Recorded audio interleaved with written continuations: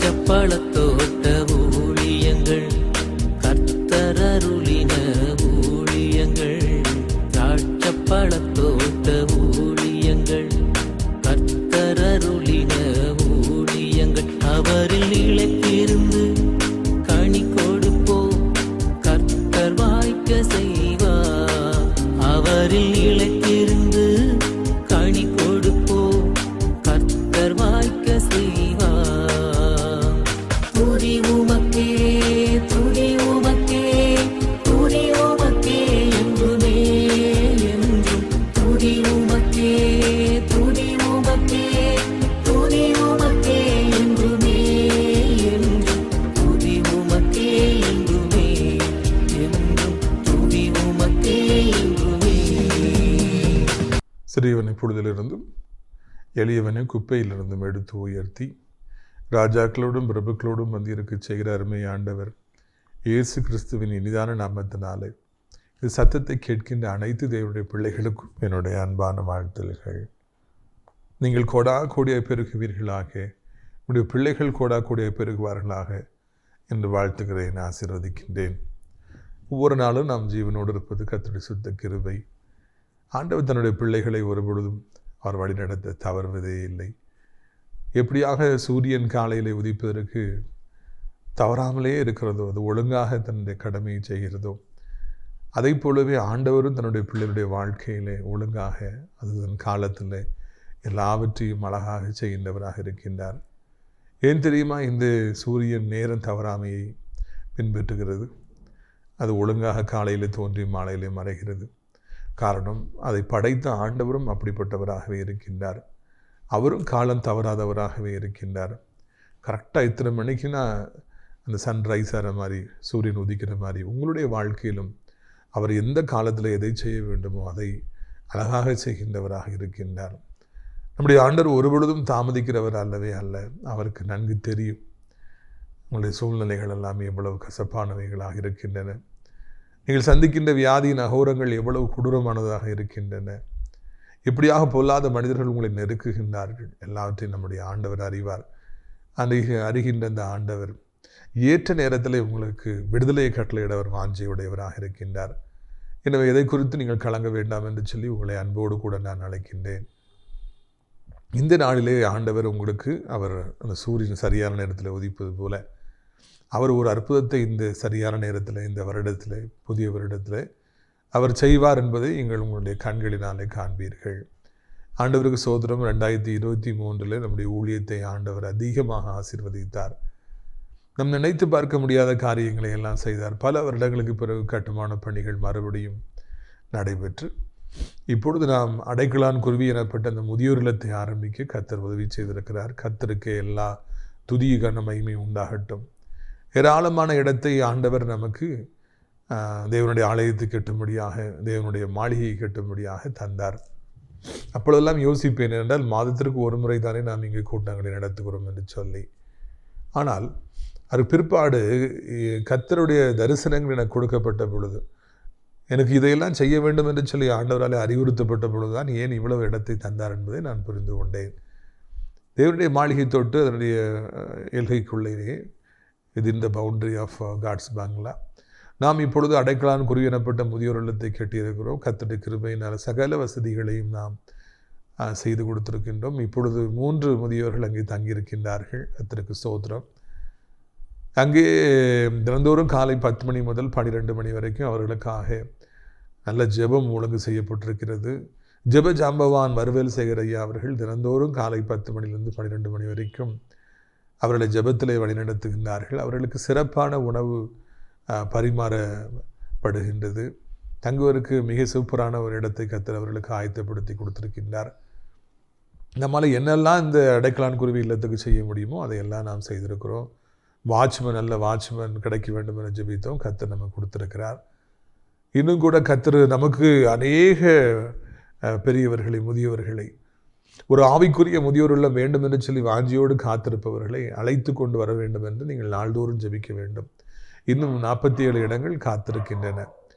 ஆண்டவருக்கு தெரியும் யாரை இங்கு அழைத்து கொண்டு வர வேண்டும் என்று ஆண்டவருக்கு தெரியும். அவருடைய உள்ளத்தில் பேசி கர்த்தர் எப்படியாவது அவரை அழைத்து கொண்டு வரும்படியாக நீங்கள் எல்லாரும் கரத்தாய் செபியுங்கள். இன்னும் கூட அங்கே பணிபுரிவதற்கு நர்சஸ் நமக்கு தேவைப்படுறாங்க. நிறைய பேர் பக்கவாதம் இன்னும் பல விதமான வியாதிகள் நடக்க முடியாத நிலைமையில் இருக்கிறாங்க. அவர்களை பராமரிப்பதற்கு அர்ப்பணிப்புள்ள தாதிமார்கள், நர்சஸ் நமக்கு தேவை. நெருக்கடியாய் நீங்கள் இருப்பீர்கள் என்றால் இங்கே தங்கி பணிபுரிய உங்களை அன்போடு கூட நான் அழைக்கின்றேன். கர்த்தர் உங்களை ஆசீர்வதிப்பாராக. இந்த வாரம் சனிக்கிழமை கன்னியாகுமரி மக்களே, நாகர்கோவிலுக்கு நான் வருகிறேன். நாகர்கோவில் WCC காலேஜுக்கு மேற்கு பகுதியில் இருக்கிற விஜயாதா மண்டபத்துக்கு மேற்கு பகுதியில் OMC ஹாலில் வைத்து நம்முடைய விடுதலை நாள் கூட்டங்கள் நடைபெறுகிறது. நாகர்கோவில் ஜனங்களே, நீங்கள் திரளாக பங்கு பெறுங்கள். உங்களுக்காக சிறப்பான விருந்துக்கு ஆயத்தமாக இருக்கிறது, அன்பின் விருந்து ஆயத்தமாக இருக்கிறது. கூட்டத்தின் இறுதியிலே உங்கள் ஒவ்வொருவருக்கும் அடியார் தனித்தனியாக ஜெபிப்பேன். மாதத்துக்கு ஒரு முறை நடைபெறும் இந்த கூட்டத்தில் நீங்கள் பங்கு பெற்று தெய்வீக விடுதலையை பெற்று செல்லும்படியாக அன்போடு கூட உங்களை அழைக்கின்றோம். தொடர்ந்து உங்களுக்காக நாங்கள் ஜெபிக்கின்றோம். கர்த்தர் உங்களை ஆசீர்வதிப்பாராக. இது நாளில் நம்முடைய பிரயோஜனத்திற்காக 2 சாமுவேல் 16வது அதிகாரத்துக்குள்ளே நான் கடந்து போகிறோம். கவனியுங்கள். 2 சாமுவேல் 16வது அதிகாரம் 1ஆம் வசனம். தாவீது மலையுச்சிலிருந்து சற்றப்புறம் நடந்து போன பொழுது இதோ மேவிபோசேத்தின் காரியக்காரனாகிய சீபா பொதிகளை சுமக்கிற 2 கழுதைகளை ஓட்டிக்கொண்டு அவனை சந்தித்தான். அவைகளில் 200 அப்பங்களும் வச்சலான 100 திராட்சை பழ கொலைகளும் வசந்த காலத்து பலனான 100 கொலைகளும் ஒரு துருத்தி திராட்சரசமும் இருந்தது.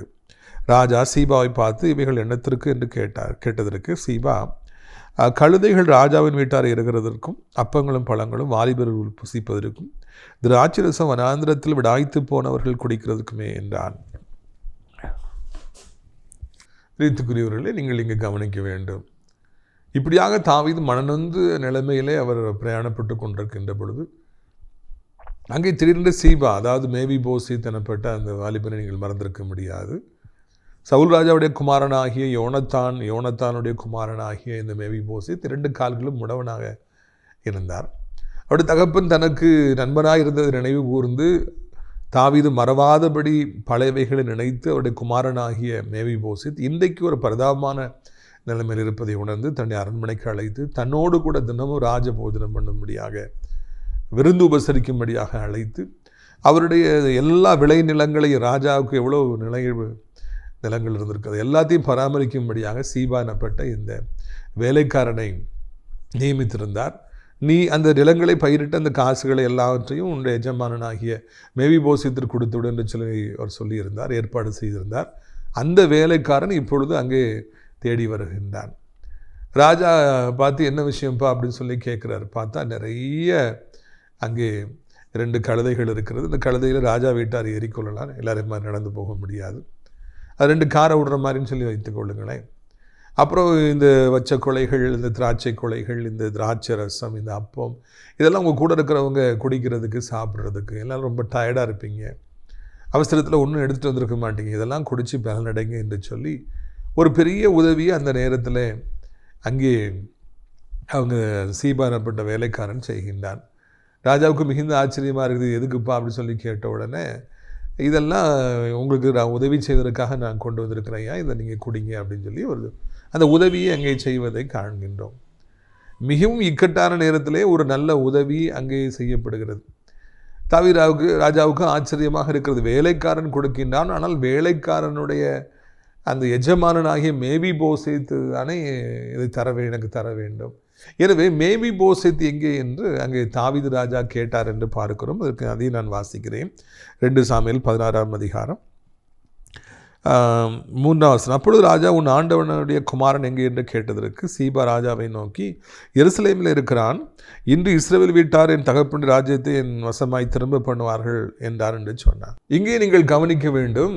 ராஜா கேட்குறாரு, சரிப்பா எல்லாம் சரிதான், இதெல்லாம் நீ கொடுக்குறது ரொம்ப சந்தோஷம், ஆனால் உன் எஜமானன் எங்கே என்று சொல்லி தாவீது அங்கே வினாவுகின்றார். That is very natural.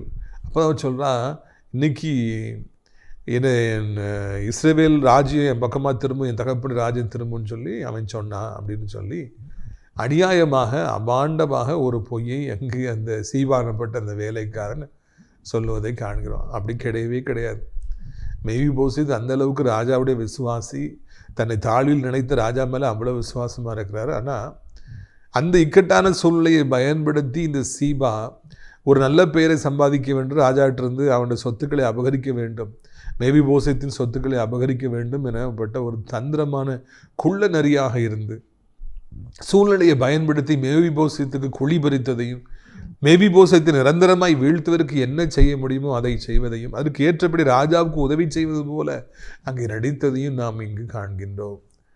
இந்த தாவீதுடைய வாழ்க்கை சரித்திரத்தை நாம் வாசிக்கிற பொழுது நமக்கு மிகவும் ஆச்சரியமாக இருக்கிற பொல்லாத மனிதர்கள் என்றால் முதலாவது இடத்தை அப்சலோம் பெறுகின்றார். கொஞ்சம் கூட ஈவிரக்கமே இல்லாமல் பெற்ற தகப்பனுக்கு விரோதமாக தன்னுடைய ராஜ்யத்தை ஸ்தாபித்துவிட வேண்டும், அப்பாவை கொன்று அவள் மீது தன்னுடைய சிங்காசனத்தை போட்டு அமர வேண்டும் என்று அவன் நினைத்தான். ஆனால் அதைவிட ஒரு பயங்கரமான மனிதன் யார் என்று பார்க்கிற பொழுது இந்த சீபா எனப்பட்ட வேலைக்காரன் அபாண்டமான ஒரு பழியை போட்டு அங்கே மேவி போசேத்து தாவீது ராஜாவுக்கு இப்படி ஒரு நிலைமை வந்து விட்டதா என்று துடித்து கொண்டிருக்கின்றார். ஆனால் இங்கே என்ன சொல்லுகிறார், அவன் எருசலேமுக்கு போயிருக்கான், தாவீது ஒழிஞ்சிட்டான், அதனால் எங்கள் அப்பா ராஜ்யத்தை எனக்கு தருவாங்க, எனக்கு தருவாங்க, நான் மறுபடியும் ராஜா ஆயிடுவேன்னு சொல்லி அவன் சொல்லிட்டு இருக்கான்னு சொல்லிட்டு அபாண்டமான ஒரு பழியை, அங்கே இல்லாத பொல்லாத பழியை அந்த ஏழை முடவன் மீது போட்டான் என்று சொல்லி காண்கின்றோம். பிரியத்துக்குரியவர்கள், இந்த உலகம் முழுவதும் இன்றைக்கு சீபாக்கள் பெருத்திருக்கிறார்கள் என்பதை நீங்கள் மறந்து விடவே கூடாது. சீபாவை போல அண்ட புடுகு புடுகிறவர்கள், இன்னொருவர் மீது இல்லாத பொல்லாத பழியை போடுபவர்கள், நல்லவர் போல தன்னை காண்பித்து உதவி செய்வது போல காண்பித்து நல்ல பெயரை வாங்கி கொண்டு அங்கே இன்னொருவரை குறித்து அபாண்டமான பழியை போடுபவர்கள், யாரிடத்துல வேலை செய்கிறார்களோ அவர்களை குறித்தே கேவலமாய் பேசுகின்றவர்கள், ஊழியத்தில் யார் ஊழியத்தில் இருக்கிறார்களோ அவர்களுக்கு கீழாக இருந்து கொண்டு அந்த ஊழியக்காரனை குறித்தே கேவலமாய் பேசுகின்றவர்கள், ஒரு கம்பெனியில் வேலை பார்க்கும்போது அந்த கம்பெனியை குறித்தே கேவலமாய் பேசுகின்றவர்கள், ஒரு காலேஜில் படிக்கும் பொழுது அந்த காலேஜிலிருந்து பல நன்மைகளை பெற்றுக்கொண்டு அந்த காலேஜையே கேவலமாய் பேசுகின்றவர்கள், ஒரு அரசியல் கட்சியில் இருந்து எல்லா சுகபோகங்களையும் இப்பொழுது அந்த அரசியல் கட்சியே கேவலமாய் பேசுகின்றவர்கள் என்று சொல்லி ஒரு பெரிய கூட்டம் இன்றைக்கு சீபாவை போல பெருகி இருக்கிறது என்பதை நீங்கள் மறந்து போகவே கூடாது. நம்முடைய ஊழியத்தை ஆரம்பித்த புதிதில் நான் நிறைய பேர்கள் நம்மிடத்தில் வந்து சேர்ந்தாங்க.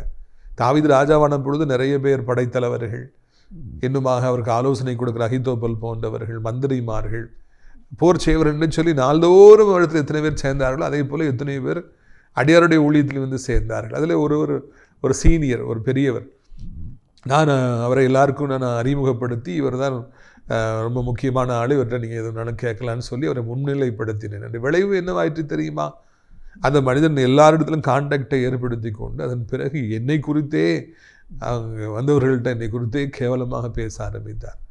அது கூட மன்னிச்சு விட்டுறலாம், என் குடும்பத்தை குறித்தே அவர் கேவலமாக பேச ஆரம்பித்தார். கடைசியில் எனக்கு அது தெரிய வந்த பொழுது எனக்கு தலை சுற்றி விட்டது.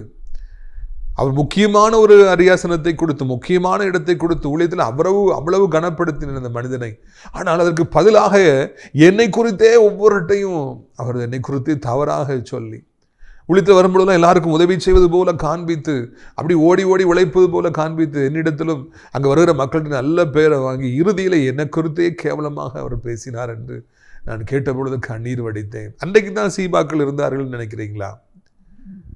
ஒருவேளை அன்னைக்கு தான் இதே மாதிரி யார்கிட்ட சாப்பிட்டாங்களோ அவங்க கையை கடிச்சவங்க இருந்தாங்கன்னு சொல்லி நீங்கள் இருந்தீங்களா நினைக்கிறீங்களா? இல்லை, இன்னைக்கும் இருக்கிறாங்க.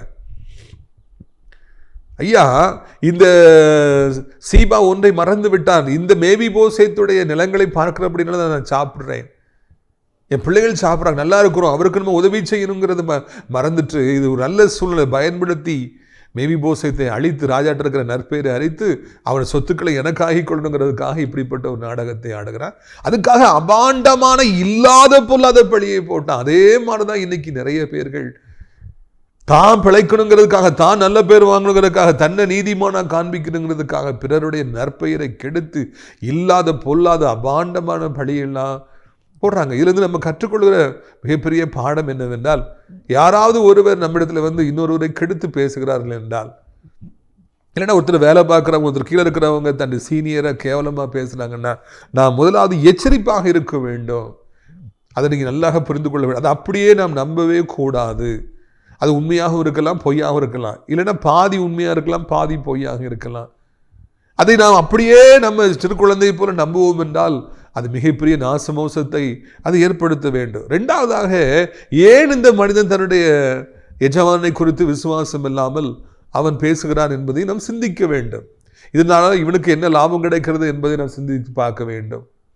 மூன்றாவதாக, இன்றைக்கு இந்த எஜமானே இவ்வளவு கேவலமாய் பேசுகிறான், அவர்கிட்ட இவ்வளவு நன்மை வாங்கி சாப்பிட்டுட்டு சுகபோகமான வாழ்க்கையை அனுபவிச்சுட்டு கூடவே இருந்து கொண்டு இன்றைக்கு இந்த எஜமானனை இவ்வளவு கேவலமாய் பேசுகிறவன் நாளைக்கு என்னை குறித்தும் இவன் கேவலமாய் பேசுவான் என்பதை நீங்கள் மறந்து போகாதிருங்கள். எனக்கு ஒரு மனிதனை தெரியும். கர்த்தர் அவருக்கு ஏராளமான தாளந்துகளை கொடுத்தார், ஏராளமாக அவரை ஆசீர்வதித்தார். அவருக்கு நல்ல ஆர்கனைசிங் கெப்பாசிட்டி இருந்ததுனால் நன்கொடைகளை எல்லாம் பிரித்து நல்ல காரியங்களை அவர் செய்வார். ஆனால் அவற்றில் ஒரு கெட்ட குணம் உண்டு. எப்படி தெரியுமா? ஒருத்தர் போய் ரொம்ப தாழ்மையாக இருந்து ரொம்ப அழகான பேச்சாச்சில் இருக்கிறபடியினாலே போய் நல்ல டொனேஷன்லாம் வாங்கி நல்லா கும்பிட்டு ரொம்ப பணிவாக இருந்து வாங்கி கொண்டு வருவார். அவர் பின்னால் எப்போ ஒரு வாலிபர் கூட்டம் இருக்கும், ஒரு வாலிபர் கூட்டத்தை கூட்டிட்டு போய் டொனேஷன் வாங்கிட்டு வருவார். அவரும் இவர் நல்லா பேசுகிறாரு, பணிவாக இருக்கிறாங்க, நிறைய வாலிபருக்குன்னு சொல்லி காணிக்கைகளை கொடுப்பாங்க. கொடுத்து வெளியே வந்த உடனே யார் காணிக்கை கொடுத்தாரோ அவரை குறித்து ஒரு கேவலமாக பேசுவார். அவரை குறித்து பரியாசம் பண்ணி நகைப்பு காட்டுவார், சிரிப்பு காட்டுவார். அவனை கூட இருக்கிறவங்கெல்லாம் சிரிப்பாங்க. ஒரு அடுத்த ஆள் வீட்டுக்கு போவாங்க, அங்கேயும் பவ்யமாக உட்கார்ந்து அங்கேயும் போய் அவரை குறித்து உயர்வாக பேசி டொனேஷன் வாங்குவாங்க. அதுக்கு பிறகு வெளியே வந்தோன்னே அவரை குறித்து கேவலமாய் பேசி மிமிக்ரி பண்ணி கெட்ட வார்த்தைகளை சொல்லி அவரை ஏசி விட்டு வருவார். கூட இருக்கிறவங்களாம் சிரிப்பாங்க. அதை அவர் வழக்கமாக தன்னுடைய வாழ்க்கையில் அவர் வைத்திருந்தார். ஐயா, டொனேஷன் கொடுக்குறவங்க எவ்வளோ கஷ்டத்தில் கொடுப்பாங்க. அவங்கள புகழாமல் இருந்தால் கூட பரவாயில்ல, கேவலமாக பேசாமல் இருக்கலாம் இல்லையா? அவங்கள குறித்து கெட்ட வார்த்தைகள் பேசாமல் இருக்கலாம் இல்லையா? அவங்கள குறித்து பரியாசம் பண்ணாமல் இருக்கலாம் இல்லையா? இல்லவே இல்லை. இந்த மனிதனுடைய வழக்கமே அதுதான். வெளியே வந்த உடனே இவளை குறித்து கேவலமாய் பேசி அவர் அப்படியே சிரிப்பார். விளைவு என்னவாச்சு தெரியுமா? அவரை பார்த்து வளர்ந்த வாலிபர்கள் எத்தனையோ பேர் உண்டு, நூற்றுக்கணக்கில் உண்டு. அவர்களும் இன்றைக்கு அப்படியே இருக்கிறார்கள். அவர்களும் அதே போலவே யாரிடத்திலே உதவி வாங்கி கொண்டு அதன் பிறகு அவர்களை கேவலமாய் பேசுகிறவர்களாக சிரிக்கின்றவர்களாக இருக்கின்றார்கள். இத்துக்குரிய எவ்வளவு வேதனையான ஒரு காரியம் பார்த்தீர்களா? இந்த உலகத்தில் இன்றைக்கு சீபாக்கள் பெருகி இருக்கின்றார்கள். இல்லாத பொல்லாத பழியை சொல்கிறவர் பெருகி இருக்கிறார்கள். உதவியை பெற்றுக்கொண்டு அவர்களை கேவலமாய் பேசுகிறவர்கள், பரியாசம் பண்ணுகிறவர்கள், சிரிக்கின்றவர்கள் இன்றைக்கு இந்த உலகத்தில் பெருகி இருக்கிறார்கள் என்பதை நாம் மறக்கக்கூடாது என்பதை இந்த பைபிள் நமக்கு சொல்லி நம்மை எச்சரிக்கின்றது. தாவீதுடைய இக்கட்டான நிலைமையை பயன்படுத்தி மேவிபோசத்தை கொன்று அவனுடைய சொத்துக்களை எல்லாம் நமக்காக்கி கொள்ள வேண்டும் என்று சொல்லி இந்த சீபா நாடகம் ஆடினார் என்று பார்க்கிறோம். எத்தனை திராட்சை வத்த கொலைகள், எத்தனை அப்பங்கள், எத்தனை 100 அப்பங்கள், எத்தனை 100 திராட்சை ரசங்கள், இதெல்லாம் கொடுத்து ஹெல்ப் பண்ணுறது மாதிரி நடிச்சு இவ்வளவுக்கும் அதெல்லாம் எதுவும் சீபாவுக்கு சொந்தம் கிடையாது. எல்லாம் மேவிபோசத்துக்கு சொந்தமானது. மேவிபோசத்துக்கு சொந்தமானதை இவன் கையிலேருந்து எடுத்து கொடுத்துட்டு அங்கே ராஜாக்கிட்ட ஒரு நல்ல பேரை வாங்கிட்டு கடைசியில் அந்த மேவிபோசத்தையும் கேவலமாக சொன்னான். அவன் மீது ஒரு இல்லாத பொல்லாத பழியை போட்டான் என்று சொல்லி நான் காண்கிறோம். பிரியத்துக்குரியவர்கள், இந்த பூமியில் அநேகர் இப்படிப்பட்டதாக இருக்கிறாங்க. பிறருடைய இயலாமையை பயன்படுத்தி கொண்டு அவர்களை குறித்து இல்லாத பொல்லாத பழிகளை போடுறவங்க இந்த பூமியில் இருக்கிறாங்க என்று சொல்லி இதன் மூலமாக நாம் புரிந்து கொள்ள வேண்டும். யாராவது ஒருவர் இன்னொருவரை கெடுத்து பேசிக்கிட்டே இருக்காங்களா? அவங்கள குறித்து ஜாக்கிரதையாக இருங்க, எச்சரிக்கையாக இருக்கிறாங்க. இன்னைக்கு உங்கள்கிட்ட யாரையோ குறித்து கேவலமாக பேசுகிறவங்க, இல்லாத பொல்லாத சொல்கிறவங்க, நாளைக்கு உங்களை குறித்து அவங்க கண்டிப்பாக இல்லாதது பொல்லாதை சொல்வார்கள் அல்லவா? ஒருத்தர் கேவலமாக பேசி பழகிட்ட நாக்கு அது சும்மாவே இருக்காது. எப்போனாலும் அவங்க கேவலமாக பேசிக்கிட்டே பழகிடுவாங்க. அது அவங்களுடைய ஜென்ம புத்தியாக மாறிடும். கடைசி வரைக்கும், சாகின்ற வரைக்கும், வயது முதிர்ந்த காலத்தில் நரைத்த தலை பூமிக்குள்ளே போகின்ற வரைக்கும் அந்த பழக்கம் அவர்களை விட்டு போகவே போகாது. இவரை குறித்து கேவலமாக பேசுகிறத வழக்கமாக வச்சுருக்கவங்க கூட நட்பு பாராட்டாதீங்க. அவங்கள்ட்ட சேர்ந்து இருக்கவே இருக்காதீங்க. அவங்கள க்ளோஸ் சர்க்கிளில் விடவே விடாதீங்க. அது மிகப்பெரிய ஆபத்தை ஏற்படுத்தும் என்பதை இந்த பைபிள் நமக்கு அழகாக சொல்லி காண்பிக்கிறது. பிரியமானவர்களை பாருங்கள். இங்கே நாம் வாசிக்கிறோம் 2 சாமுவேல் 16ஆம் அதிகாரம் 4ஆம் வசனம். அப்பொழுது ராஜா சீபாவை நோக்கி, மேவிபோசத்திற்கு உண்டானதெல்லாம் உன்னுடையதாயிற்று என்றான். அதுக்கு சீபா, ராஜாவாகிய ஆண்டவனே, கண்களில் எனக்கு தயை கிடைக்க வேண்டும் என்று நான் பணிந்து கேட்டுக்கொள்கிறேன் என்றான். பார்த்தீங்களா, இங்கே சீபா எதிர்பார்த்தது நடந்துருச்சு. தாவீது ராஜா இதை கேட்ட உடனே கொதிக்கிறாரு. நானே ராஜ்யபாரத்தை இழந்து போய்கிட்டு இருக்கிறேன், என்கிட்ட சாப்பிட்டுட்டு இருக்கிற பையன் நீ ராஜாவாயிலாம் நினைக்கியான்னு சொல்லி கொதிக்கிறாரு.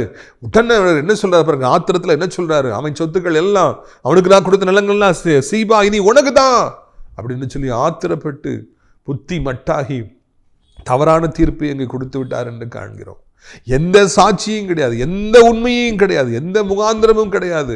ஆனால் அவனுடைய வெறும் வார்த்தையை நம்பி, அவனுடைய நாடகத்தை நம்பி, திராட்சை குலைகளை பார்த்து, அப்பங்களை பார்த்து, திராட்சை ரசத்தை பார்த்து ராஜா தவறான முடிவை எங்கே எடுத்தார் என்று காண்கிறோம். வேதனைப்படுகிறோம். தாவீது செய்த தவறுகளிலே மிகப்பெரிய தவறு இதுதான் என்று சொல்லி நான் நினைக்கின்றேன். ஐயா, யாரோ ஒருவன் ஏதோ சொல்லுகிறான், அது உண்மையாகவும் இருக்கலாம், பொய்யா இருக்கலாம். கர்த்தர் ஒருவரே அறிவார்.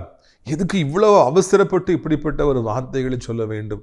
சீபாவின் நாடக வேளையில ஏன் போய் விழ வேண்டும் என்று சொல்லி நான் இந்த நேரத்தில் கேள்வி கேட்கும்படியாக விரும்புகிறேன்.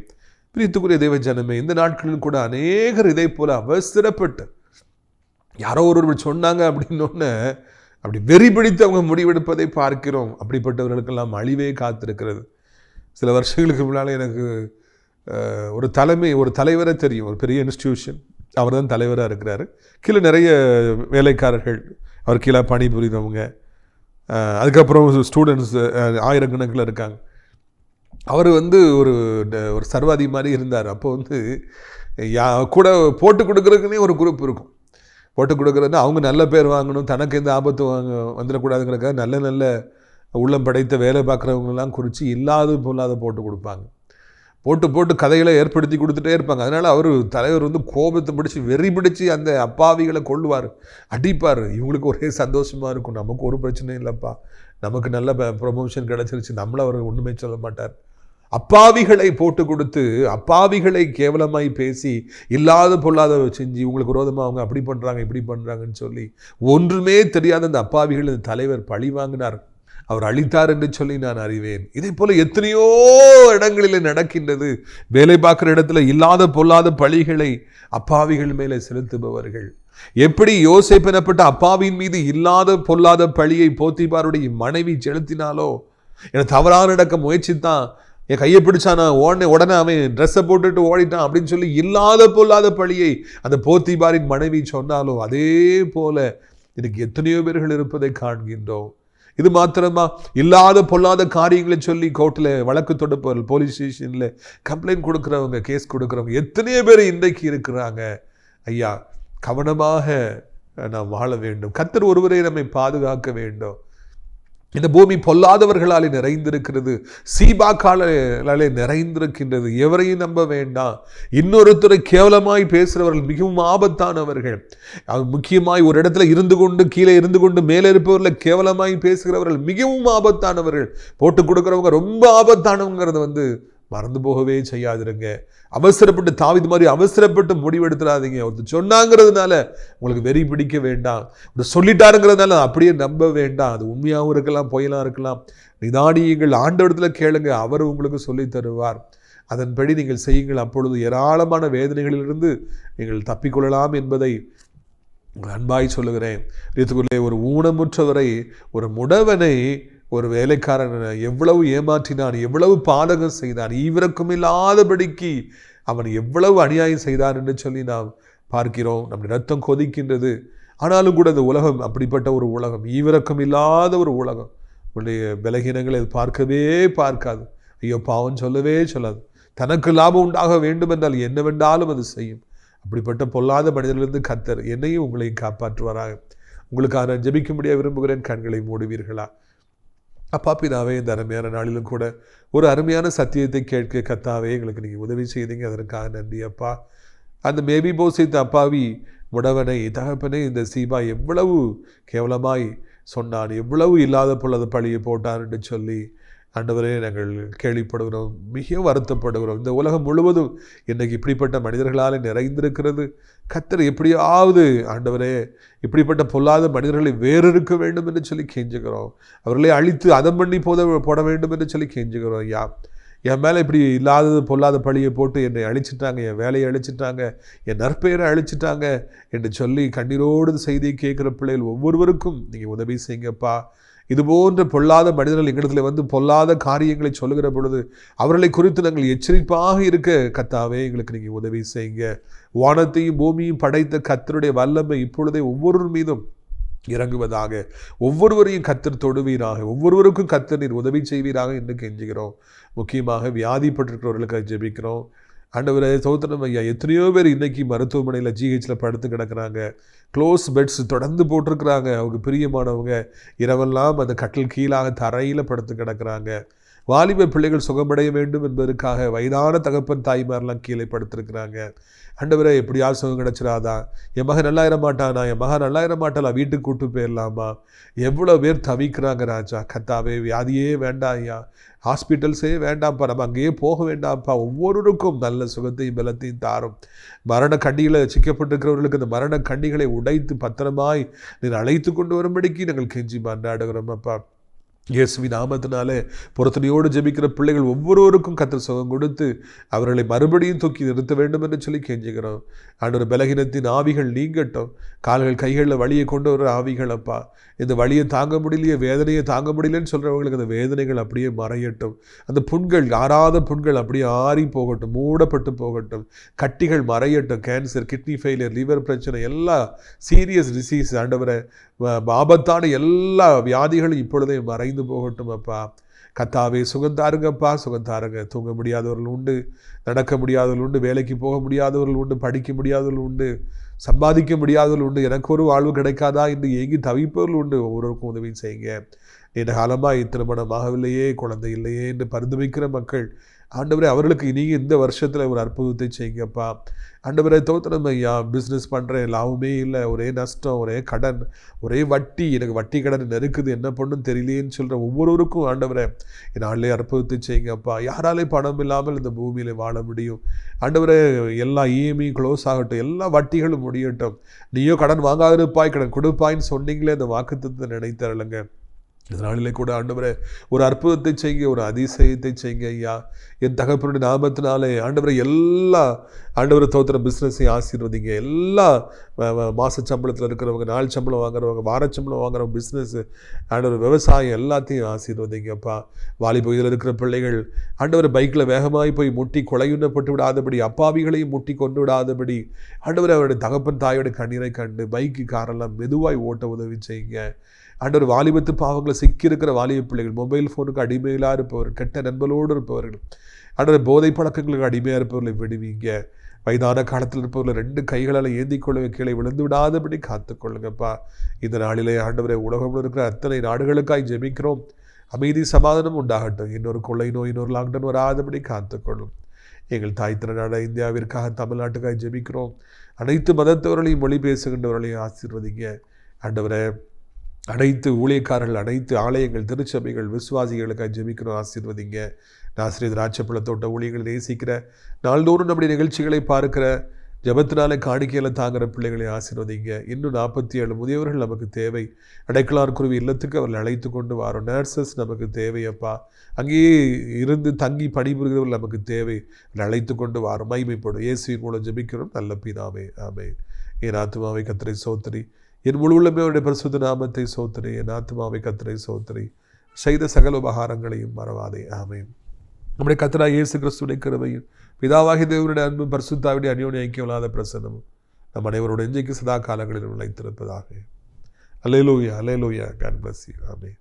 திராட்சைப்பழத்தோட்ட ஊழியங்கள், கர்த்தர் அருளின ஊழியங்கள். திராட்சைப்பழத்தோட்ட ஊழியங்கள், கர்த்தர் அருளின ஊழியங்கள். அவரில் நிலைத்திருந்து கனி கொடுப்போம், கர்த்தர் வாய்க்க செய்வார். அவரில் நிலைத்து